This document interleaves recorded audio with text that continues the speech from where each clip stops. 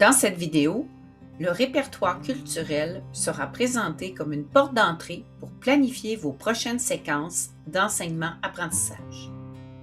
Dans cette optique, on part d'abord de ce que l'on souhaite faire découvrir aux élèves sur le plan culturel.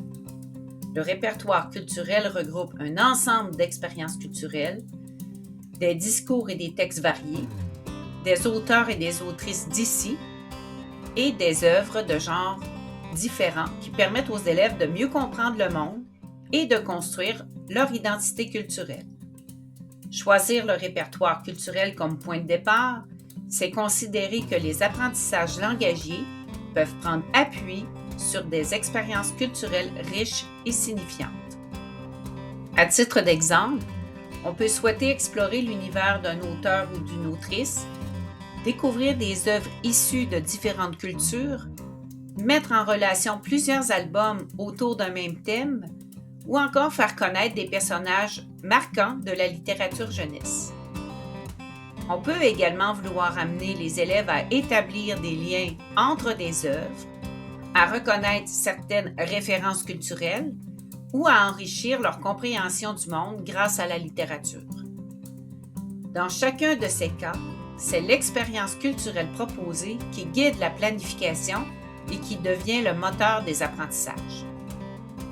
Dans une séquence de planification, on peut d'abord sélectionner le corpus culturel, puis préciser l'intention de communication, identifier là ou les compétences mobilisées, ainsi que les ressources langagières et culturelles qui seront travaillées. Cette façon de planifier permet d'ancrer les apprentissages dans des œuvres et des expériences culturelles porteuses de sens pour les élèves. Elle favorise également le développement progressif de leur culture personnelle, tout en créant de multiples occasions de lire, d'écrire, de communiquer oralement et de réfléchir sur la langue. Autrement dit, on part d'une expérience culturelle significative pour construire des apprentissages durables. Le programme actualisé nous invite à exposer les élèves à une grande diversité d'œuvres, de voix, de points de vue et d'expériences culturelles.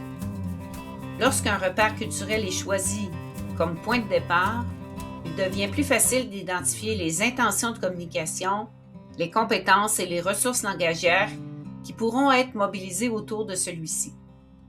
Les œuvres deviennent alors de véritables leviers d'apprentissage qui permettent de développer les compétences tout en enrichissant le bagage culturel des élèves. Le répertoire culturel agit comme un fil conducteur qui donne de la profondeur et de la cohérence aux apprentissages réalisés. Entrer par le répertoire culturel, c'est donc planifier à partir des expériences culturelles que l'on souhaite faire vivre aux élèves. Cette porte d'entrée permet de créer des apprentissages signifiants tout en contribuant au développement de leur culture personnelle, de leur ouverture sur le monde et de leurs compétences langagières.